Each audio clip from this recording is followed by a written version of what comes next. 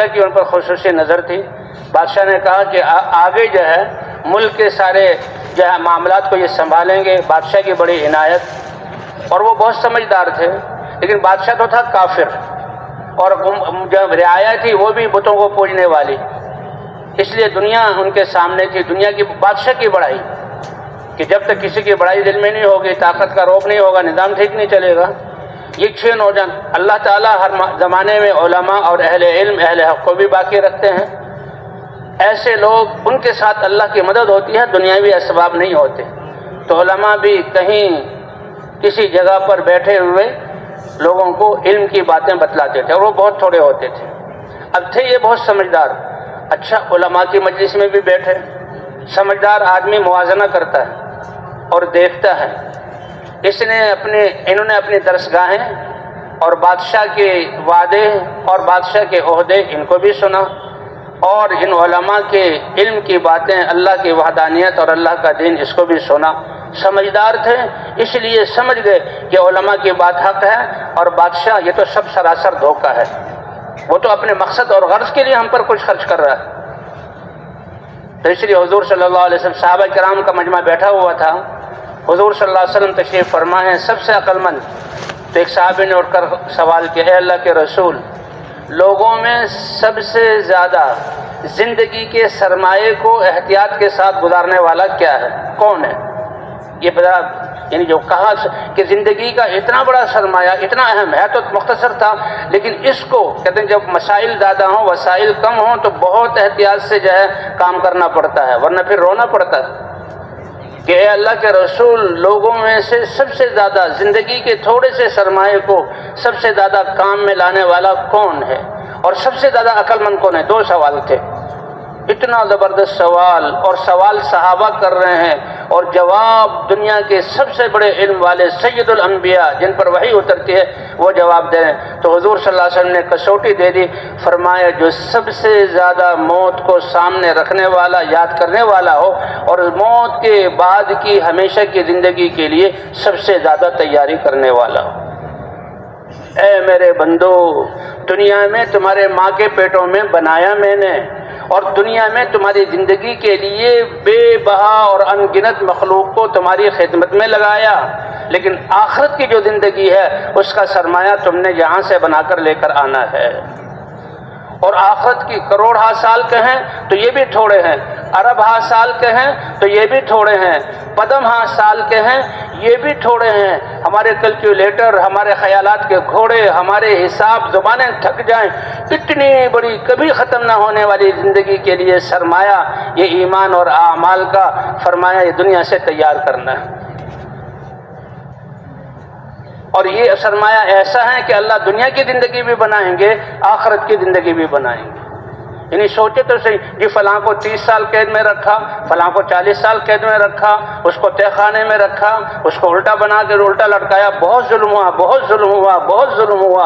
لیکن یہ کیا حقیقت ہے؟ اتنی تھوڑی سی مدت, اور ہمیشہ ہمیشہ کی زندگی, یا تکلیفوں والی زندگی ہے یا نعمتوں والی زندگی ہے. اس لیے حضور نے فرمایا کہ موت کو سب سے زیادہ یاد کرنے والا اور موت کے بعد کے لیے سب سے زیادہ تیاری کرنے والا اللہ کتنے بڑے مہربان ہیں کہ ہمیشہ کی زندگی میں اعلیٰ درجے کی کامیابی اور جنت کی نعمتیں اور رضا لینے کے لیے اللہ نے تھوڑی سی زندگی دی کہ اس میں ایمان اور اعمال کو درست کر لو, دنیا بھی تمہاری بنا دوں گا اور آخرت میں بھی جنت کا وعدہ ہے. کتنی بڑی بات ہے. تو کیا حضور نے فرمایا جو موت کو زیادہ کرنے والا اور موت کے بعد کے لیے تیاری کرنے والا. اور دوسری حدیث میں فرمایا الکیس من دان نفسہ وعمل لما بعد الموت. نفس تو اللہ نے انسان کے امتحان کے لیے رکھا ہے, اس میں شر رکھا ہے. وما ابرئ نفسی ان النفس لامارۃ بالسوء. یہ نفس تو اللہ کے احکام کو توڑنے کے لیے کہتا ہے, کیونکہ اللہ کے احکام کے ماننے پر نفس پر زد پڑتی ہے. یہ شریر گھوڑا ہے, اگر اس کو سدایا نہ جائے تو فرمایا جو اپنے نفس کو قابو کر لے اور ماں باپ کے لیے اس کی تیاری کر لے. اور تیاری کیا ہے؟ اگر 60 سال کی زندگی مل گئی اللہ تعالیٰ نے دے دی، 12-13 سال تمہارے بچپن میں گئے، تہائی حصہ تم سوتے ہو، باقی تھوڑی سی زندگی میں ایمان اور اعمال والا بنا لو.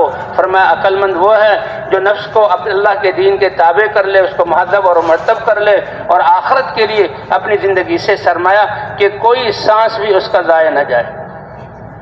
تو بہرحال یہ نوجوانوں کا قصہ تھا جو سورہ کہف میں اللہ نے ذکر کیا. علماء کی بات کیونکہ سمجھدار تھے، ان کو لگی کہ ساری کائنات بتاتی ہے اس کو بنانے والا کوئی ہے، اور یہ جو بتا رہے ہیں احکام اور عبادات یہ تو بہت اچھی چیزیں. کہتے عشق اور مشق چھپتا نہیں ہے. یہ بچے کیونکہ کافر تو اپنے سامنے سجدہ کرواتا تھا، اور بادشاہ کے سامنے تو بس اس کی بڑائی کے بول، جھوٹی تعریفیں اس کی کرو، چاہے دل میں جو کچھ بھی ہو. تو جیسے عشق نہیں چھپتا، ایمان اللہ سے سب سے بڑا عشق ہے، چھپتا نہیں ہے. ان کی اداؤں سے اور ان کے جو ہے حرکات سے سمجھ گئے کہ یہ ہمارے تابع اتنے نہیں. ہوتے ہوتے بادشاہ کو پتہ لگ گیا. بادشاہ کو پتہ لگا اچھا یہ تو مجھے رب ماننے کے بجائے اور مجھے سپر پاور اور کرنے والا ماننے کے بجائے میرے احسان مند ہو، یہ تو اللہ کو مانتے بلایا اور سمجھایا. دیکھو تم اپنی جانوں کے دشمن مت بنو، اور تمہارے لیے سارے یہ عہدے تمہارا انتظار کر رہے ہیں، ہمارا سرمایہ لگ رہا ہے، بس مجھے بڑا مانو اور میرے مطابق چلو، یہ سارے تمہارے لیے راحتیں.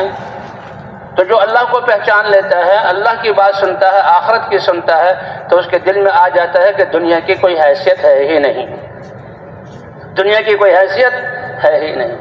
بس دعوت و تبلیغ کے ذریعے یہی کہ اللہ کی عظمت ہمارے دلوں میں آ جائے، آخرت کی بڑائی ہمارے دلوں میں آ جائے، اللہ کے احکام میں کامیابی ہمیں نظر آنے لگے، اور دنیا کی بے ثباتی اور جو ہے نافرمانی کا جو ہے برائی اور اندھیرا اللہ اسے ہمیں سمجھا دے.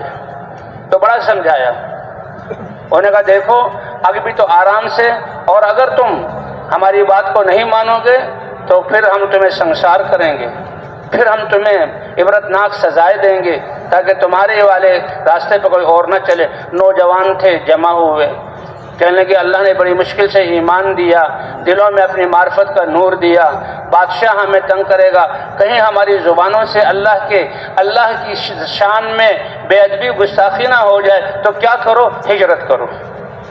او بھائی جن بازاروں میں ہمارے اخلاق خراب ہوئے، یقین خراب ہوا، ہماری زندگی بگڑی، ہماری زندگی کا سرمایہ ضائع ہوا، اس کی وجہ سے آج دنیا ہمارے لیے عذاب بنی ہوئی ہے. اس ماحول کو چھوڑ کر دوسرے ماحول میں جانا یہ ایک فطرت اور اللہ کی سنت ہے. یہ تبلیغ والے ایسے نہیں کریں نکلو. اور بھائی ہیرا گندگی نالی میں پڑا ہوا ہے تو اس نالی میں منو پانی ڈالنے کے بجائے اس کو وہاں سے نکال کر تھوڑا سا گلاس کے پانی سے دھو لو، صابن لگا کے، وہ پاک اور صاف ہو جائے گا. یہ ایک فطرت ہے. تو انہوں نے بھی کیا کہا کہ اس کو چھوڑ کر جانا ہے. شہزادے تھے، کب جانا ہے تو پھر جنگلوں میں جانا ہے، کسی دوسرے ملک میں جانا ہے، کیونکہ تجوریاں بھری ہوئی تھی تو اپنے گھروں سے انہوں نے کچھ پیسے بھی لے لیے. اور یہ 6 نوجوان شاہی لباس میں اور ایک مجموعہ بن کر یہ نکلے جو ہے اپنی اس ملک سے کہ چھوڑو یہ جو ہے یہ محلات اور یہ وزارتیں اور یہ حکومتیں اور یہ پروٹوکول اور دنیا کی آسائشیں اس کی کوئی حیثیت نہیں. اگر اللہ کو نہ پہچانا اور اللہ کو نہ پہچان کر خواہشات پر چلے تو یہ بڑی ذلت والی زندگی ہے. اللہ نے ان جوانوں کے دلوں پر یہ کھول دیا. کوئی جوان معمولی بات نہیں ہے، جوانوں کی جوانی. اس لیے فرمایا 7 شخص وہ ایسے ہوں گے کہ قیامت کے دن یہ زمین تانبے کی ہوگی، سورج سوانحے پر ہوگا، لوگ پسینے میں بھیگے ہوں گے اور نفسی نفسی کا عالم ہوگا. 7 انسانوں کو، 7 قسم کے انسانوں کو اللہ اپنے عرش کے سائے کے نیچے جگہ دیں گے، اور ہر قسم میں کروڑوں لاکھوں انسان اللہ جانتا ہے. اس میں ایک وہ نوجوان بھی ہوگا جس کے ماں باپ نے ایسی تربیت کی کہ جوانی کے بعد آنے والا پورا لمحہ، پہلا لمحہ اور موت تک اس سے اللہ کے احکام نہیں چھوٹے. اس لیے بھائی ہم مسلمانوں پر ضروری ہے کہ اپنے بچوں کی تربیت کریں. بالغ ہوتے ہی پہلی ان کی نماز، بالغ ہوتے ہی پہلے ان کی زبان کے بول، بالغ ہوتے ہی ان کا جو ہے کاموں میں لگنا، یہ اللہ کے حکم کے مطابق یہ کب ہوگا؟ جبکہ گھروں میں تربیت کا نظام ہوگا۔ اگر ان کو کلمہ نہیں آتا، نماز نہیں آتی، تو پہلی جو ہے اللہ کے احکام جس لمحے متوجہ ہوئے وہ بیچارے تو نافرمانی میں زندگی گزاریں گے۔ اس لیے فرمایا شاب نشأ فی عبادت اللہ، جوانی میں توبہ کرنا یہ نبیوں کا شیوا ہے۔ حضور صلی اللہ علیہ وسلم نے فرمایا میری مدد بھی جوانوں کے ذریعے کی گئی، تو اس لیے بالکل نوجوان عنفوان شباب میں نوجوان تھے اور یہ نکل پڑے، اللہ کی مدد ان کے ساتھ۔ اب یہ جنگل میں جا رہے ہیں تو ایک چرواہا بکری چرا رہا تھا، وہ بھی بہت سلیم الفطرت اور جو ہے دیہات میں رہنے والا ایمان والا تھا۔ انہوں نے کہا بھائی یہ 6 نوجوان بڑے خوبصورت، بڑا شاہی ان کا لباس ہے، یہ تو بڑے خاندانوں کے معلوم ہوتے ہیں، لیکن جا رہے ہیں بستی کو چھوڑ کر جنگل کی طرف۔ وہ آیا اور ان سے بات کی، کہا کہاں جا رہے ہو؟ کہا بس اس دیش کو اور اس ساری جو ہے دنیا کے آسائشوں کو چھوڑ کر جنگل کی طرف۔ کیوں؟ کہ ہم نے اپنے ایمان کی حفاظت کرنی ہے، اپنے رب کی معرفت جو اللہ نے ہمیں دیا اس کی حفاظت کرنی ہے، کہیں یہ ڈگمگانا۔ وہ اتنا بکری چرانے والا تھا، اتنا سمجھدار تھا کہ ان کی اس بات سے اس طرح متاثر ہوا کہ جب تم اپنی شاہی وزارتوں اور شاہی آسائشوں کو چھوڑ کر اللہ پر ایمان کی حفاظت کے لیے جا رہے ہو تو میری بکری اور میری چراگاہ کی کوئی حیثیت نہیں، تمہاری صحبت اختیار کرنا میرے لیے سعادت کی بات ہے۔ اور واقعی سعادت کی بات اس کے لیے شمار ہوئی۔ بکریوں کو اللہ کے حوالے کیا، جنگل ہے، چرتی رہیں گی، پانی پیتی رہیں گی، وہ تو اللہ ان کو رزق دے رہا ہے، اور ان کی صحبت اختیار کرنا یہ آج سب سے بڑی میری جو ہے کامیابی اور عزت اور عقل مندی کی دلیل ہے، وہ ان کے ساتھ ہو گیا۔ تو اللہ نے اس کا بھی قرآن میں ذکر کیا، سبعۃ وثامنہم کلبہم، حتیٰ کہ وہ کتا ان کے پیچھے چلا۔ یہ اللہ کو اتنا عزیز کہ اللہ نے اپنا قرآن میں کچھ کتے کا ذکر بھی کیا کہ لوگ کہتے ہیں وہ 3 ہیں تو چوتھا ان کا کتا ہے، 5 ہے تو چھٹا ان کا کتا ہے، یہ اٹکل پچو سے کہتے ہیں وہ 7 ہیں اور 8واں ان کا کتا ہے۔ اب یعنی پورے عالم کا انقلاب وہ گئے، اب کیا کریں کہ بھائی ابھی تو تھک گئے ہیں تو تھوڑا سا رات بھی ہو گئی ہے، شام ہو گئی ہے، تھک گئے ہیں، تھوڑا سا آرام کر لو۔ ایک غار میں چلے گئے اور غار نیچے اترے، غار میں چلے گئے، ہوا کے آنے کے لیے ایک سوراخ اور روشنی کے لیے ایک سوراخ، دروازہ ایسا کہ سورج نکلے تو کرنے پڑیں، سورج نکلے تو جہاں بائیں طرف سے اور ڈوبے تو دائیں طرف سے، اور وہ سوئے۔ اللہ فرماتے ہیں میرے یہ نوجوان اپنی اس آسائشوں کو چھوڑ کر ایمان کی میری محبت کی حفاظت کے لیے نکلے ہیں۔ اب میں اپنی قدرت کا اظہار کرتا ہوں۔ اللہ فرماتے ہیں کہ 309 سال ہم نے ان کو اس غار میں سلایا۔ کتنے سال سلایا؟ 309 سال۔ اور اللہ فرماتے ہیں وَنُقَلِّبُهُمْ ذَاتَ الْيَمِينِ وَذَاتَ الشِّمَالِ، مرے نہیں تھے، مرے تو مٹی میں مل جاتے، اور جو ہے اللہ جسم کی حفاظت کرتے لیکن مٹی پہ پڑے رہتے۔ اللہ فرمایا سانس لے رہے تھے اور ہم ان کی کروٹیں بدلتے تھے۔ وَنُقَلِّبُهُمْ، ایک انسان خود کروٹ بدلتا ہے، اتنی گہری نیند، اور اللہ کے ہاں ان کی اتنی عظمت۔ اللہ فرمایا وَنُقَلِّبُهُمْ ذَاتَ الْيَمِينِ وَذَاتَ الشِّمَالِ وَكَلْبُهُمْ بَاسِطٌ ذِرَاعَيْهِ بِالْوَسِيدِ، اور کتا جیسے پہرے کے لیے گھر کے سامنے بیٹھتا ہے ایسے جو ہے اپنے ہاتھوں کو کھڑا کر کے وہ بیٹھا ہوا ہے۔ اچھا اس کے ساتھ بھی وہ بھی مٹی نہیں بنا، اس کو بھی نہیں مارا، اور 309 سال گزر گئے۔